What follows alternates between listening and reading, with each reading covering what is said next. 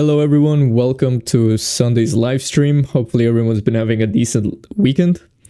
As always, I'll leave you guys with some time to figure out what's the answer to this puzzle. It's the warm-up puzzle, it shouldn't be that difficult. While I fix or make sure everything is working at a technical level. The answer.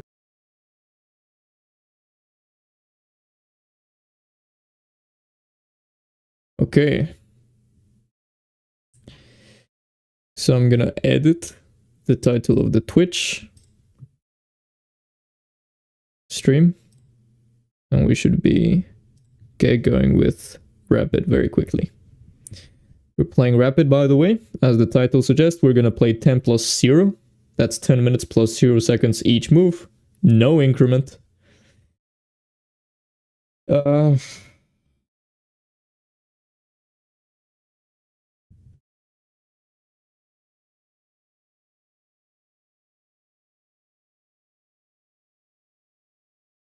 Okay. There we go. 10 plus 0.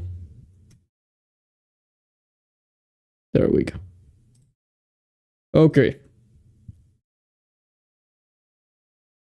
So the answer, if you guys are not sure, which I'm quite sure is pretty unlikely, given that we got a pretty easy one for today's stream. Usually, I mean, it's very unpredictable which strength Lichess is going to make the daily puzzle off. But in this case, it's easy.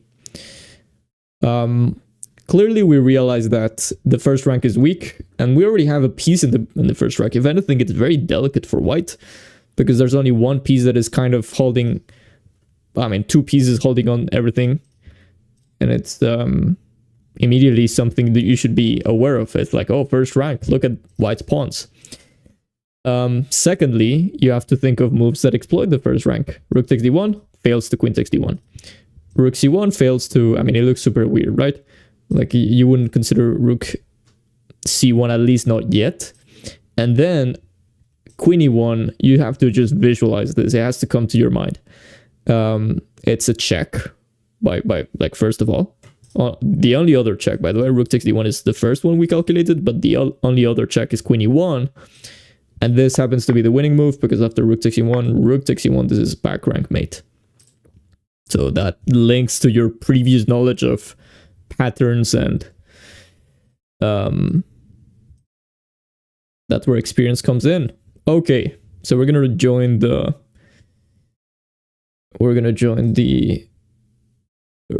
daily Rapid Arena. We're gonna join here, and best of luck to everyone, I guess. We'll probably get time for 3 games. I'm not gonna stay for the entirety of the arena, given that it takes 2 hours and a half. And that's too much for me. I would start like blundering pieces all around everywhere. But I think 3 or 4 games would be excellent. We'll see if we can have time for that. Usually, or the way I've been doing this is I play a game, then whenever we finish the game, whether we lost, drew, or won, we're gonna analyze it. And yeah. If you're watching this live, welcome. If you're watching this as a VOD, which is once the live is over, you guys will have the chance of jumping to either game 1, game 2, game 3, or the analysis of certain game in a comfortable way. Okay, so we're in game number 1. We're playing against Brave Warrior Namibia. And we're going to play 1d6. This is aiming for a Philidor, given that white played e4. If white had played d4 instead, it would be aiming for some sort of King's Indian defense. And white plays a very interesting move, which is bishop c4. Bishop c4 is not the main line, but it's a move that is actually very often just trying to get a not very theoretical game.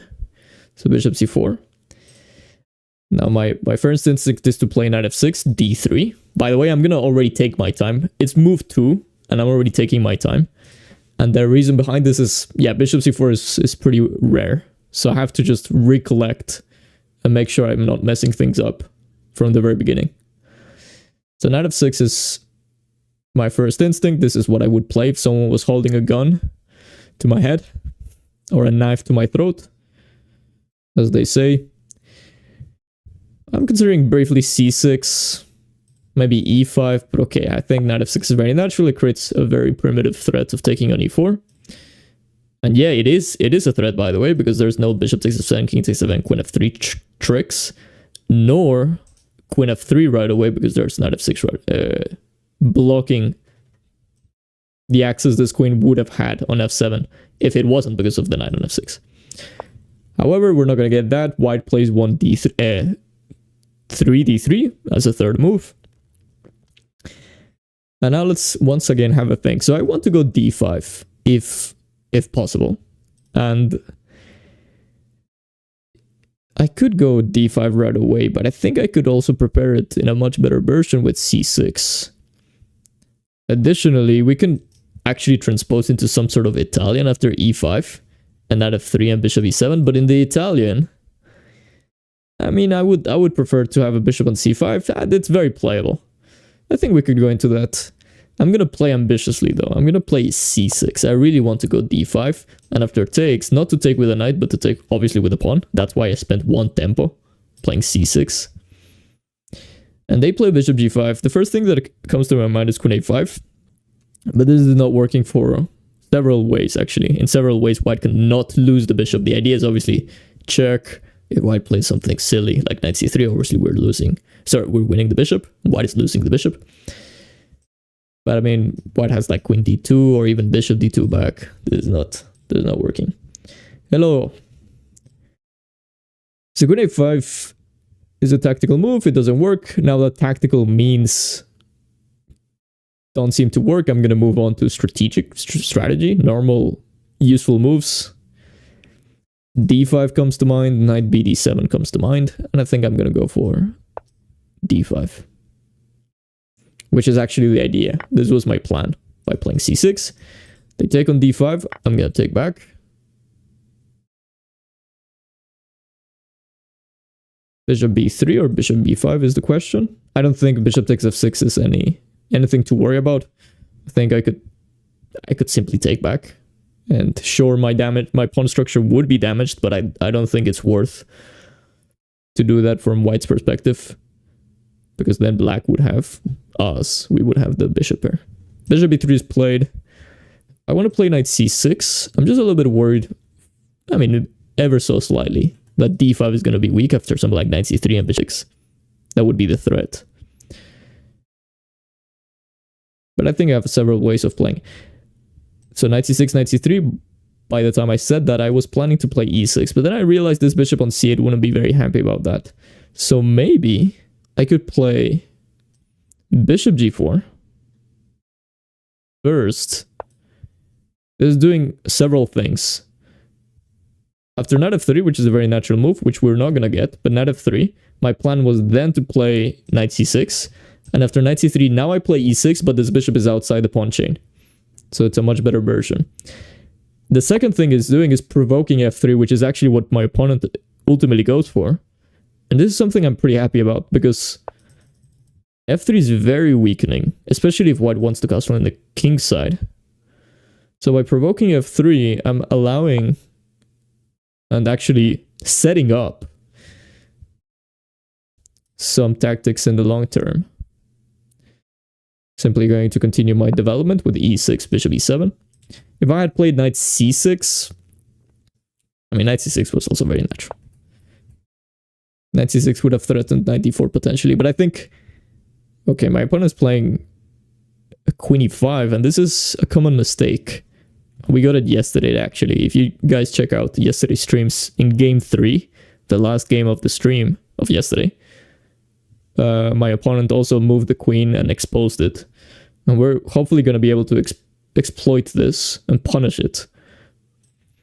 I was going to say knight c6, knight d4 wouldn't be a threat because there's always bishop a4 and then it gets tactical for no reason. So I'm just finishing development with e6. That's just finishing kind of my argument and what I was saying before. This is why I chose e6 over knight c6. Either way, queen e5, moving on.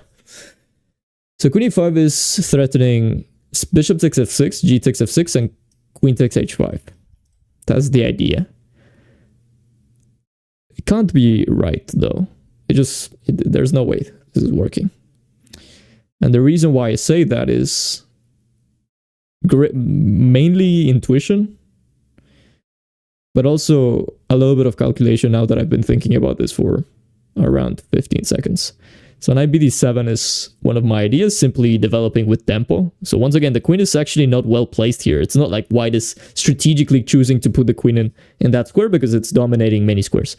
It's a highly tactical move. It's, if anything, playing for what people call hope chess. It's hoping that I somehow blunder bishop takes f6.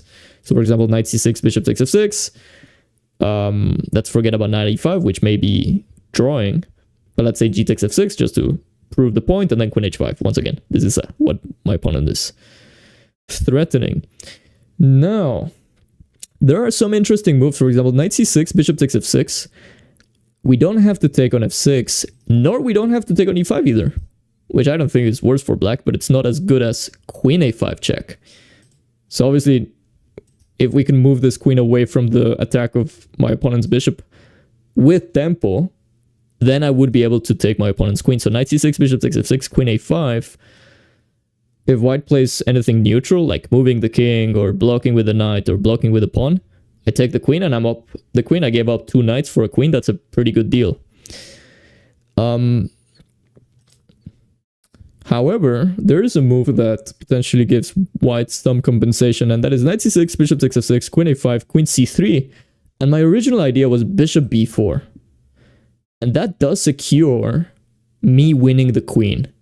But as a follow-up thought, is this enough? Am I not giving it too much material? I would be giving a knight, a pawn, and the dark square bishop, very important piece, for that queen. And I don't think I should be doing that. I think I should be appreciating my dark squares a little bit more. So all of those things calculated, all of those things considered, I was about to play knight bd7, but then I realized bishop takes f6, knight takes f6, bishop a4 check is a little bit annoying. I can't go back because queen takes h5, so I would have to step up, and that's super annoying. So loads of options. I can also go simply bishop g6, simply addressing that threat of bishop takes f6, and I think that's also excellent. Now you may say, David, you've spent 8 minutes in the opening, it's not even move 10, and you're already down in the clock, and why are you doing this? Well, part of the reason why I'm doing this is because I'm explaining, and I'm sacrificing some of my time for the sake of clarifying things.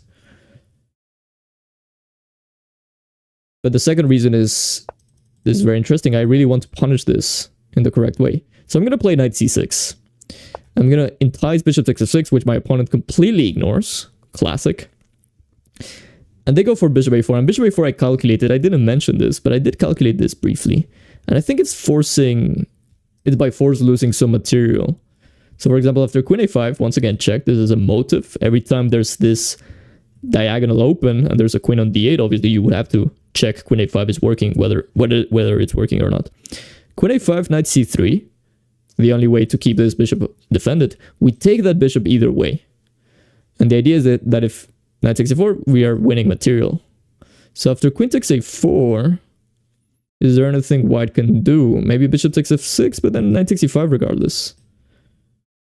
So I think we're winning material with queen a5. Queen c3 is blundering to bishop b4. And this, I believe, is blundering to queen takes a4. So this is a good way, an instructive way of showing why you shouldn't put a queen on e5. It's never gonna work. Tactically, it shouldn't work to your advantage. And I'm gonna close all of this argument, all of this ranting, by saying every single chess position is different. In this case, the queen on e5, given that white is underdeveloped, white is not castled yet. And I think all of this queen a5 stuff, that's why it's not working. So my opponent realizes this and they go queen c7. And I think my opponent's strategy is from now on going to be based on pretty heavily on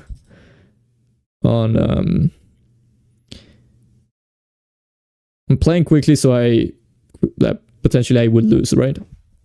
I have less than a minute. I don't have a very stable internet connection, so I do have to watch out. So they go bishop takes f6. I don't see a good reason for white to give up the dark squares. If anything, simplifying, exchanging pieces only helps me. And I'm also introducing a threat that I may have missed already. Maybe I could have done this before, like already since bishop takes f6. And that is bishop d6. And that I think it's trapping the queen.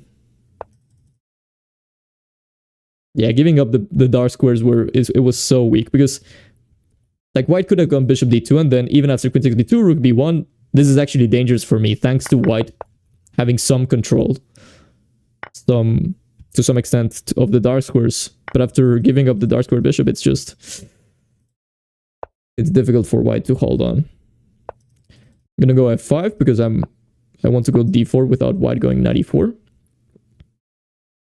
I'm gonna go queen c5. I am blundering knight c7, but okay, at the same time, I am also simplifying. I'm gonna go rook g8. There are many ways for black to convert this. Now I'm threatening f4 because knight e4, bishop takes e4. Once again, I want to exchange as many pieces as I can. So f4, knight e2, I go maybe queen d6.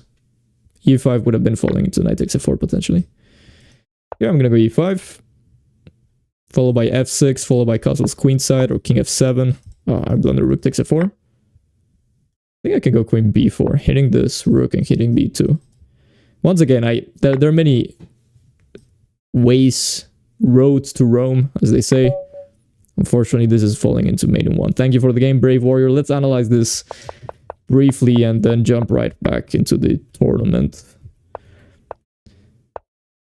So c6 is interesting, but not the best according to the engine. If we're perfectionists, according to the engine, what we should have played was either e6 or c5 or a6. And this is decent depth. This is a depth 38, Stockfish 18, depth 38. That should be reasonably trustable. But c6 is absolutely fine. White should have anticipated d5 by playing bishop e3, but they go bishop g5 and immediately black already has a slight plus out of the opening. After d5, he takes e5, c takes e5. Because if you think about it, yeah, black arrives first to the center. And not only that, you kind of force white's hand because they can't go bishop e3. This is allowing d takes e4 and this is dropping a pawn, right? And taking here can't be much better. So by playing bishop b3, you're essentially saying as white, look, after d5 I can keep the tension. I get to keep the tension. If I get to keep the tension, obviously I don't have to take, which would only benefit me. But yeah, this happened. It benefited black. And then bishop g4 is the engine move. This is the top engine move. This is probably, we say, the best move, bishop g4. If we go knight c6, knight c3, we would have to play e6 and then this bishop is not very happy. Although black is slightly better. But bishop g4 is a good move. And here we went wrong. Apparently it was better to keep this bishop over here. Thank you, Danik, for following.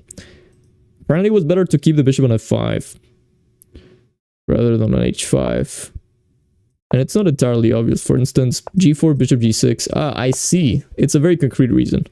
Bishop f5, g4, obviously we can retreat along this diagonal. We don't have to go bishop g6. So that's interesting. Bishop h5, g4, f4, we would have had to play queen a5, and there's some complications after queen d2. And knight takes g4. But then bishop takes d5, and white is equalizing.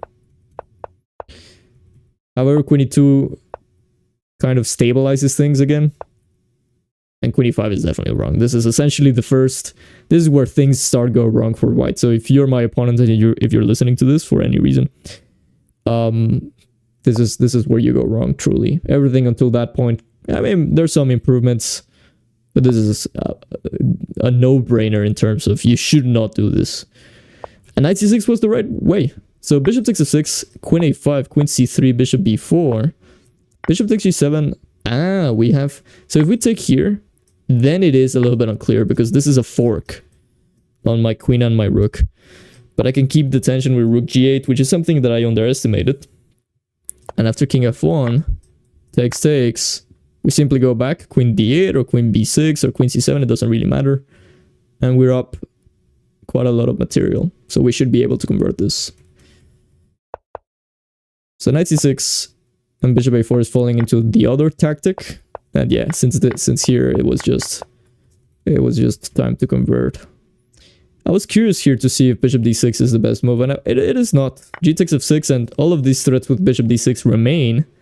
And it's just like, white doesn't have much better to do. Like, bishop d6 is once again the threat, as they say, as the principle says. The threat is stronger than the execution. Bishop d6 is executing the threat. G takes f6 is maintaining the threat, the tension. There's a lot of keeping the tension in chess. Either way, thank you for the game. That was an instructive game, hopefully.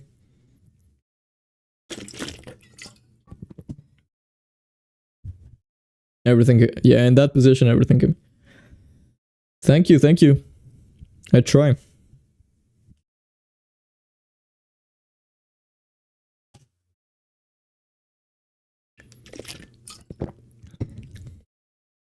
Let's see.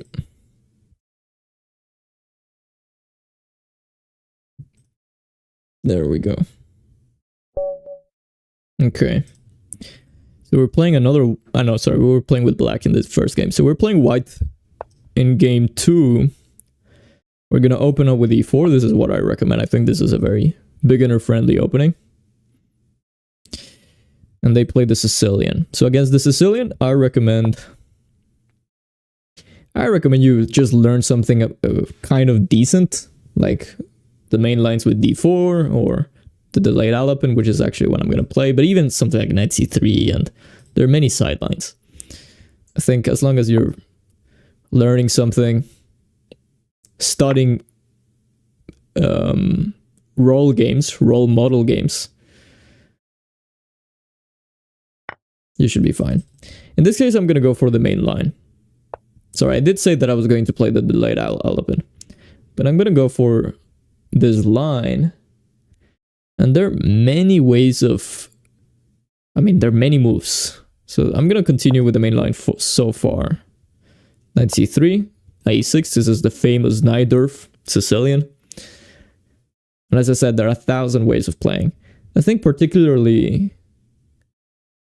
popular these days is bishop c4. This is the move that Bobby Fischer himself tested. But once again, there's like h3, there's bishop e3, the English attack. There's also bishop e2. There's a3. There's bishop g5. This is a very, very sharp line. I think I'm going to go for the bishop c4 line, the Bobby Fischer line. And what this is doing is immediately activating this bishop. I think Mikhail Tal will also play this pretty actively. So they go for e6, immediately shutting down this bishop. And let's just think here for a second. So I have a4, preventing b5. b5 is a typical move of the Sicilian. This is why black, one of the reasons why black goes a6. Other key reason why black goes a6, by the way, is it does control the b5 square. So it prevents bishop b5 checks, for instance. Now e6. I think we can castle. I'm not sure if I want to allow b5 or not. If I go a4, I'm a little bit scared of knight takes e4, knight takes e4, d5. And black is getting back their material. They gave up the knight for a pawn, but then they're immediately getting it back. However, if I castle, that same line may not be as good as before because now my king is safer. So having my king castled as opposed to moving a pawn on the side of the board is definitely more useful. Okay, they play bishop e7. So once again, what do we do here? I think we can play rook e1. There's moves like queen f3 for the sake of potentially putting a rook on d1, but also simply introducing an idea against b5. So for example, queen f3, b5, e5, we're attacking the rook, and This is why the Najdorf Sicilian is so recognized for its sharpness, because it's the amount of complexity and dynamicism, if you can say that, seems endless. I think I'm gonna go... I'm tempted for a4, simply preventing b5. But this is a rapid game. We can take our time. Although I am not managing my time extremely well. So a4, knight takes a e4. Knight takes e4, d5. Queen g4. Castle short side. Knight g5. D takes c4. Okay. That's a pretty long variation. a4, knight takes e4. Let's make sure we're not missing anything on the way. Knight takes e4, d5. Queen g4. It is pretty forcing to go castle short side. If you go bishop f6, knight takes f6, and then we just move the bishop away, because the knight on e4 was one of the reasons why we were losing material. But if we get rid of one of them with tempo, then we simply go back and we're actually up a whole knight. So that's why black has to castle short side in that variation. And then it feels like there's something there, but there isn't. Maybe there's bishop d3, d takes e4, queen takes e4. And I kind of like this position for myself. So I'm going to go a4. Knight takes e4, knight takes e4, d5. Queen g4, castle short side. Bishop d3, d takes e4. Queen takes e4, we're threatening mate. And the reason why I got attracted to this variation, and one of the reasons why I decided to go for it, is black doesn't have the natural defensive piece, which means that they have to play something like g6, and if they play something like g6, all of a sudden the dark squares become weak. Bishop h6 becomes an idea. It comes with tempo. It attacks the rook, forces rook e8, and then rook d1. Or I'm going a little bit too deep into this line, which is not very practical. But it is a pretty key idea to make sure it doesn't work. Knight takes e4. After the neutral and maybe more natural castle short side, maybe we should start thinking what we should do. There's queen f3 once again. There's bishop g5. There's queen d3.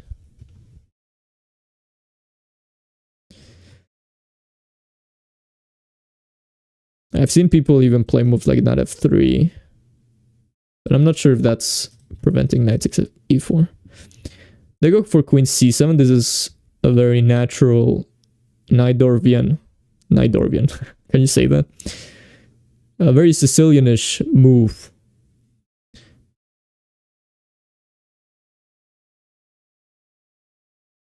Yeah. Absolutely. Absolutely. Although I'm still managing my time a little bit poorly here, but I'm trying. So my bishop is hit. My bishop is hit, and I have kind of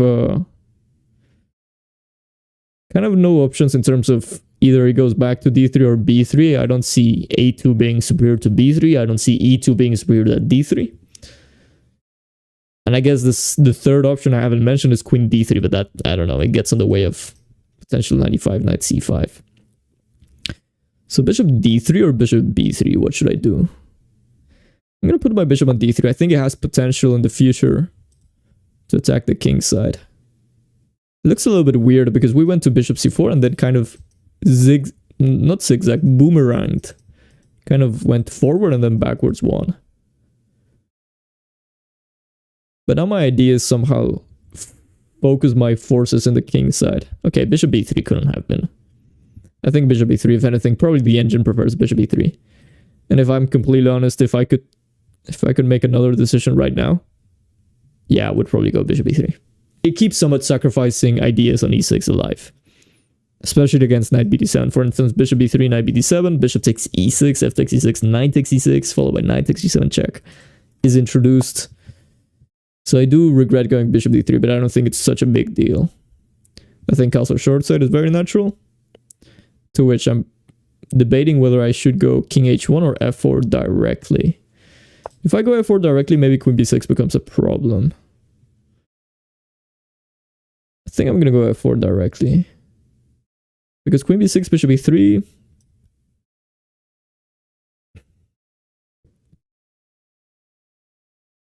f4, e5, king h1. Okay, I'm gonna play king h1. I'm preparing f4. Knight c6, I can take. Yeah, I think black got a decent position. Credit where it's due. Knight c6, knight 66, bishop 66, f4.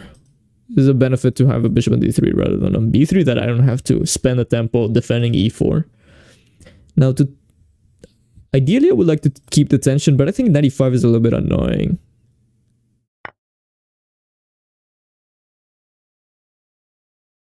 Not only that, but I mean, I do have to address the threat of knight takes d4. So, for example, what is better than knight takes 6 bishop e3? Hard to believe. Knight e5 and then knight g4 would be threatening to take my bishop. Doesn't look right. Okay, well, f4. Kind of the whole point of playing king h1. If I say A, I have to say B. As a wise person once said. What is the idea of f4, David? Well, hopefully at some point going e5. But also kind of anticipating d5. One of the reasons why black is going for this whole operation of bishop d7, bishop 66 is d5. And if I can't respond e5, because I'm simply dropping the pawn, although that sometimes happens, the sacrifice of that pawn. But if I can't respond e5, then I would be strategically worse. And there we go. d5. We're going to get e5. Because I think takes can only benefit black. All of a sudden, this bishop is attacking g2. And my pawn on f4 kind of loses meaning. So I'm going to play e5. And this is reminiscent of a French. Because after knight d7, we have this famous French bishop inside the pawn chain. But they got knight e4. They got knight e4, which, yeah, potentially makes more sense. Although e4 is now all of a sudden pretty weak. So knight e4, a very double-edged move. What if I take and play queen e2? I think I'm going to go for that. Especially because I'm under 3 minutes now. I'm going to play queen e2. Idea being as primitive as knight takes e4, simply taking an extra pawn. My opponent does have the bishop here, but I don't think it's compensating fully for the pawn. Or maybe it is. Maybe it is. I mean, I would like to believe it's not. For instance, castle short side, knight takes e4. Maybe rook a c8 or rook f d8. Yeah, for sure black should have compensation. But I don't think it's a worry either. I don't think white is worse.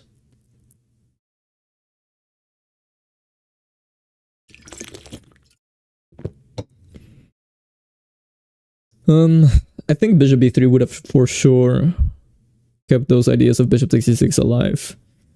But we can go through that in the post-mortem. I'll write it down.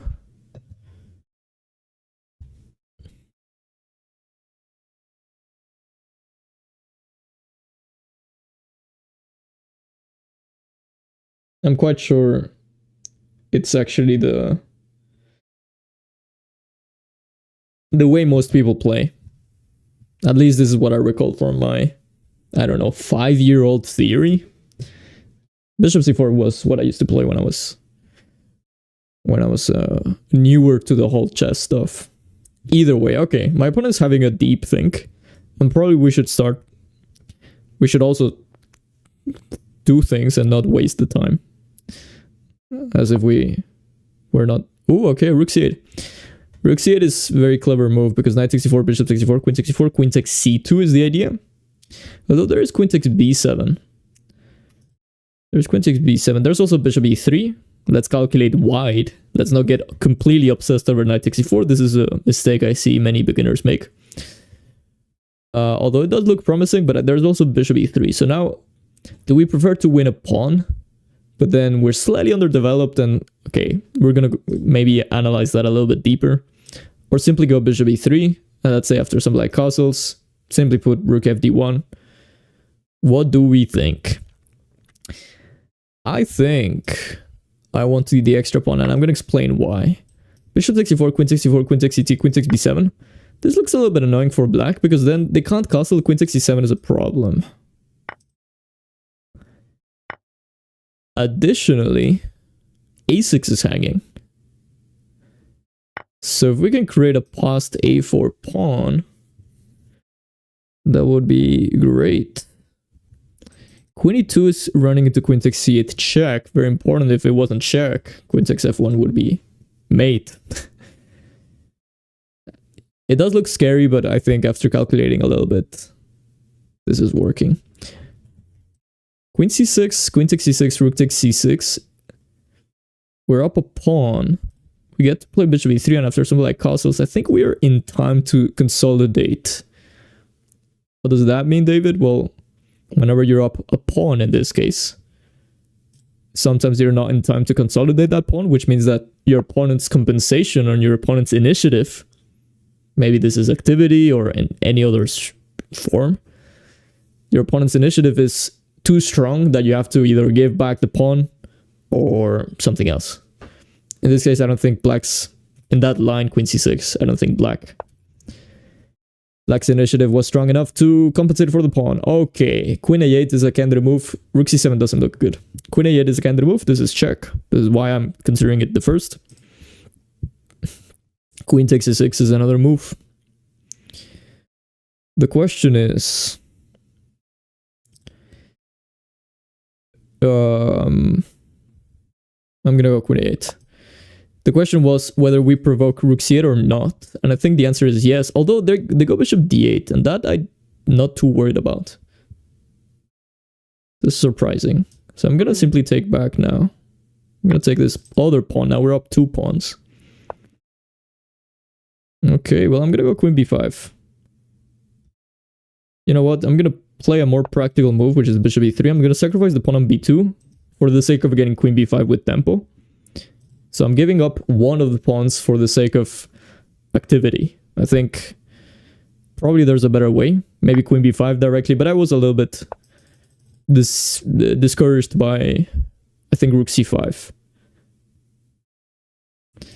I also have to play a little bit more practically.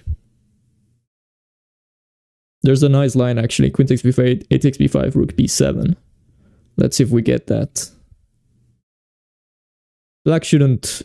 I don't think black should trade queens, although this move looks weird. I think we should simply push this guy. I'm gonna focus here. 40 seconds is a big amount, a reasonable amount. But at the same time, it isn't. I'm gonna move this one. I want this rook on a1 to remain on a1 so it supports this pawn.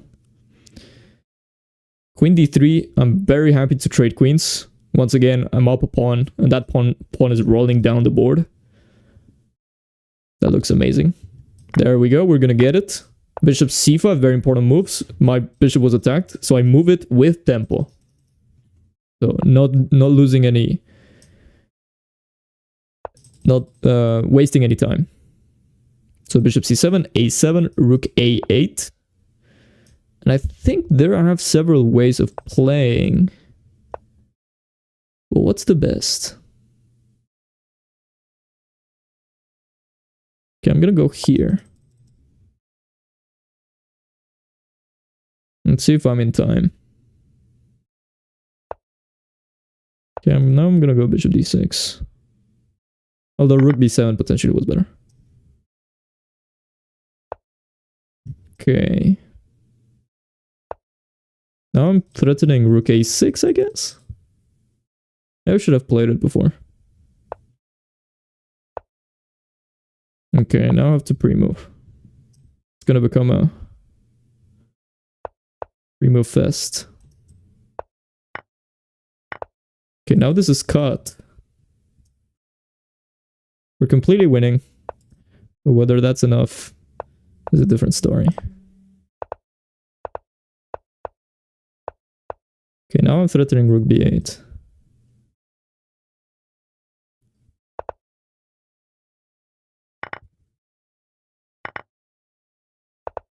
Okay, this should be... What am I doing? There we go.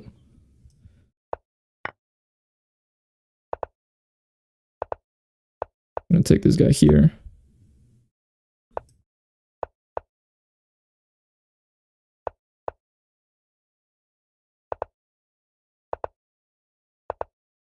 There we go. Thank you for the game. That was a little closer than I wanted. Let's analyze this. We may have time for one more game. So we play this line. Bishop c4, and after e6 we kind of spend a little bit too much figuring things out. Castling short side is absolutely fine, but I think this is what I recall. Bishop b3 already here, as you can see in the opening book, is the most famous way, and this is the way I assume, and I recall, once again, from preparation of 5 years, or don't trust me too much, but I recall Bobby Fischer going for bishop b3 ideas in order to prevent knight takes c4, followed by d5. With the bishop on c4, d5 is working because this is a fork. With the bishop on b3, obviously this is no longer working, right? Like this is simply you move the knight and you're up a piece. So this is why I should have played bishop b3 at some point. Now something that we calculated a lot and we spent a good time figuring it out is d5, and I'm pretty happy to announce, pretty happy to say proudly that queen g4 is indeed the best way. And this is +2 after castle short side. Okay, bishop h6.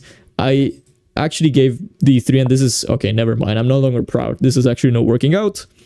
But bishop h6 would have worked very well. And g6, bishop takes f8. And we're winning material. And for instance, if you have to force bishop f6, then once again, we get rid of one of the pieces that was hanging with tempo. And then we get another tempo, bishop g5. And another tempo, and we're saving the bishop. But even if it wasn't a tempo, we get to save the bishop.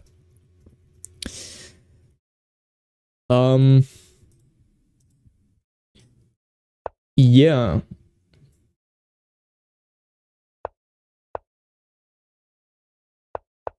Well, let's take a look at that. I'm actually curious to see what the engine thinks. Yeah, actually, you're right. Bishop d3, bishop b3, the engine doesn't give a clear favorite. If anything, it's actually none of them is winning. Like queen e2 is the clear favorite. Okay, not clear favorite. All of them are plus 0.2. So, yeah.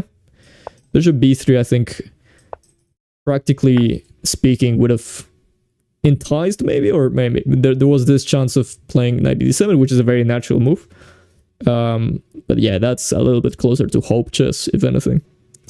So bishop d3 was played. This was fine. Bishop d7. Ranked 1896, but these two players are much better than me. It seems the 0.1 difference per...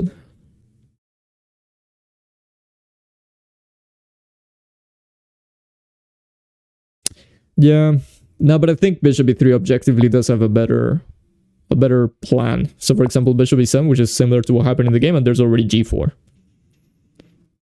As opposed to castling short side. Because castling short side is obviously, you're not going to castle short side and then go g4.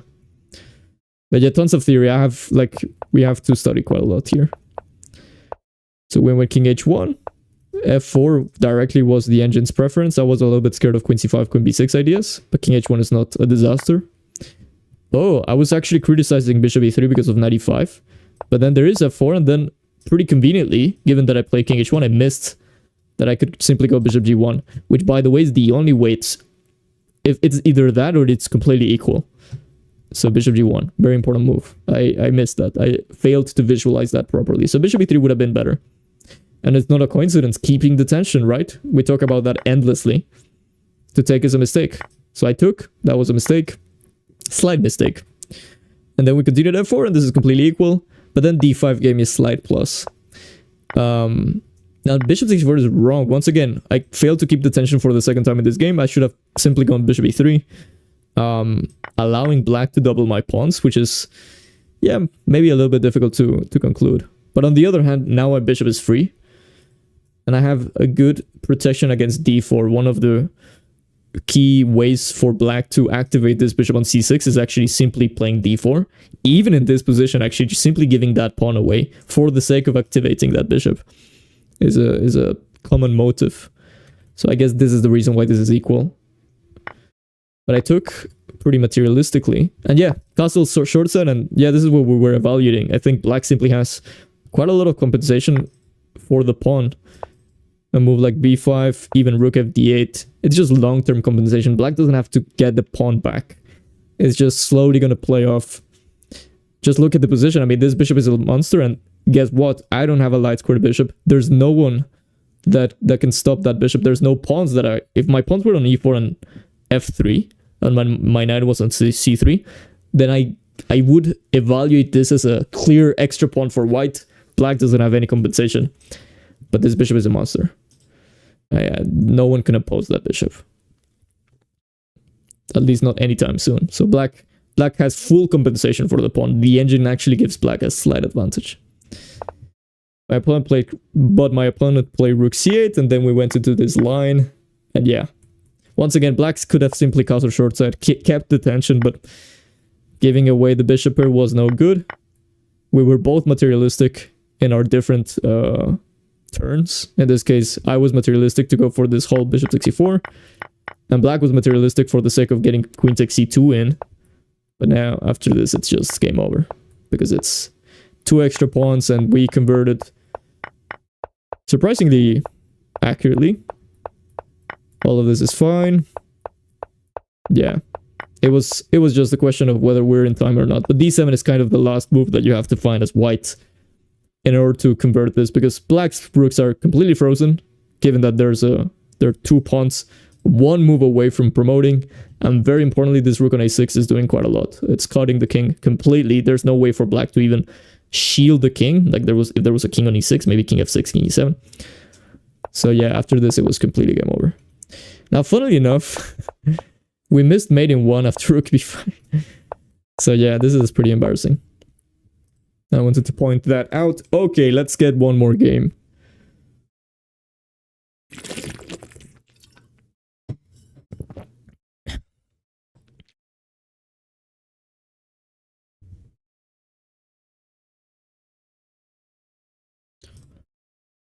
Let's see who's going first.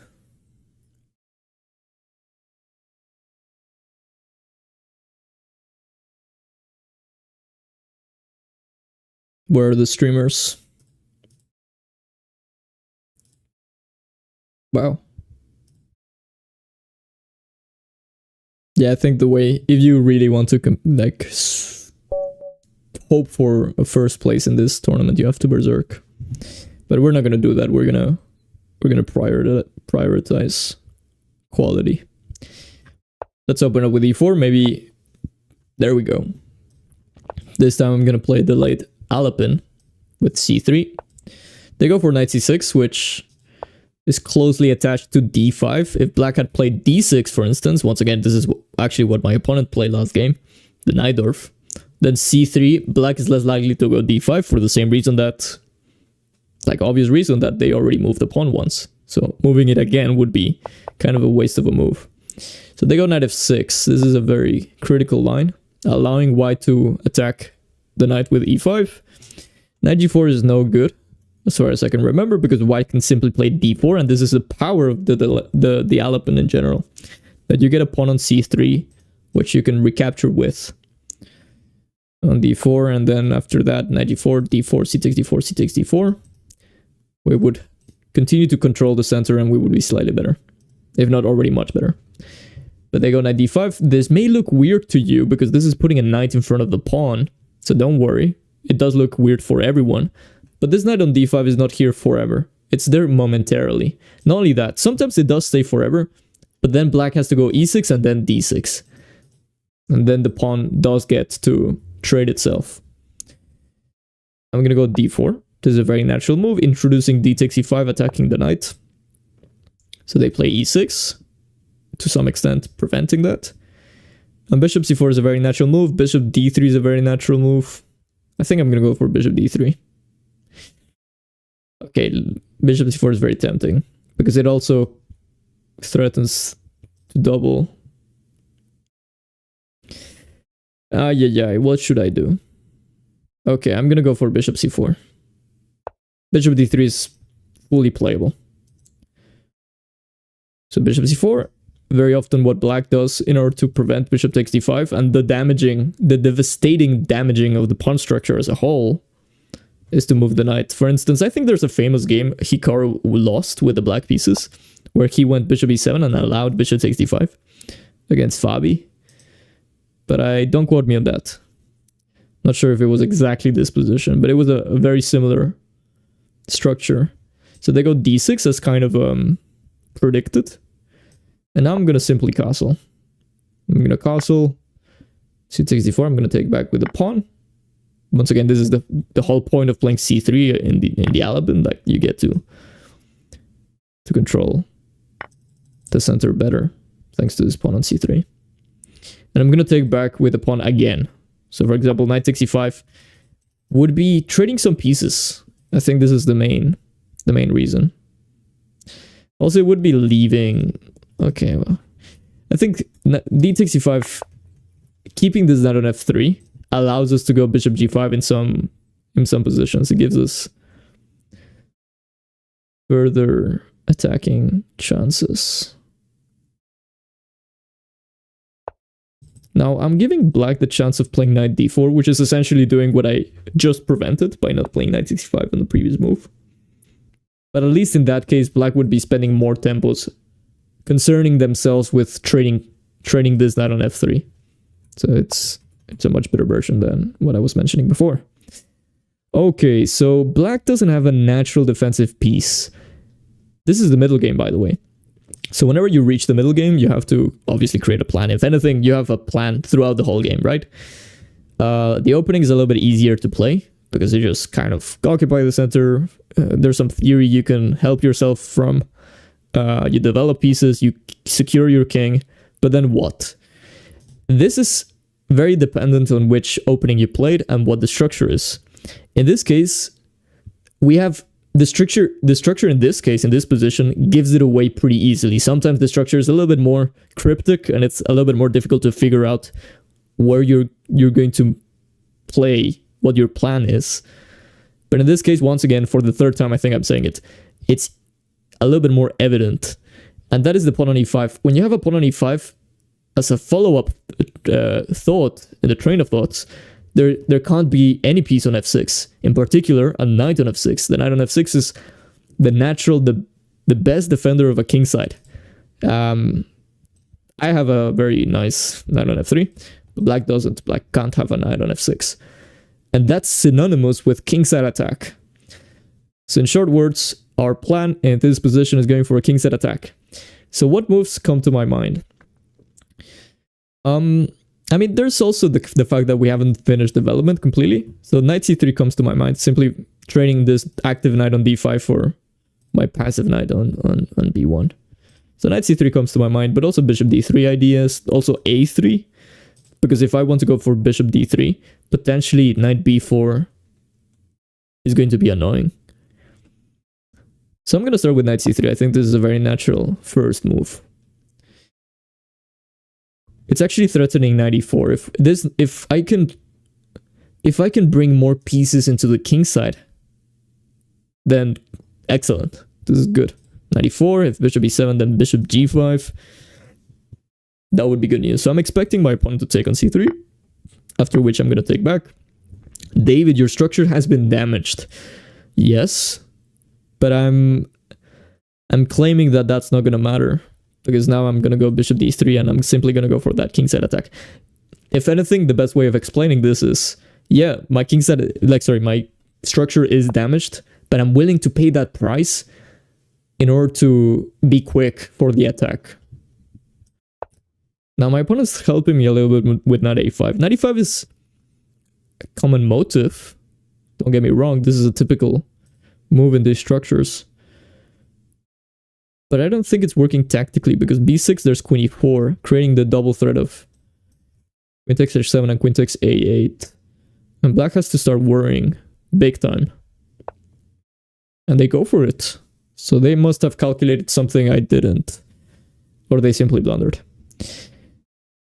So let's calculate. There's also the very attractive bishop takes h7, king takes h7, queen e4. Or knight g5, the Greek gift. And all of these moves are once again, very attractive. I'm gonna quote Victor Korchnoi. I think I'm doing this every stream by now. But Victor Korchnoi famously said, I can win losing positions, I can win drawing positions. Sorry, I can play, not win, although he also won those. But I can play losing positions, I can play drawing positions, but winning positions, where there's many ways of winning and it seems like everything is winning, those are tough. And it's purely psychological, obviously. Because it objectively doesn't make sense. Either way, let's stop talking. More calculating. Queen e4, g6, queen takes a8, queen takes d3. And we won the exchange. But at what cost?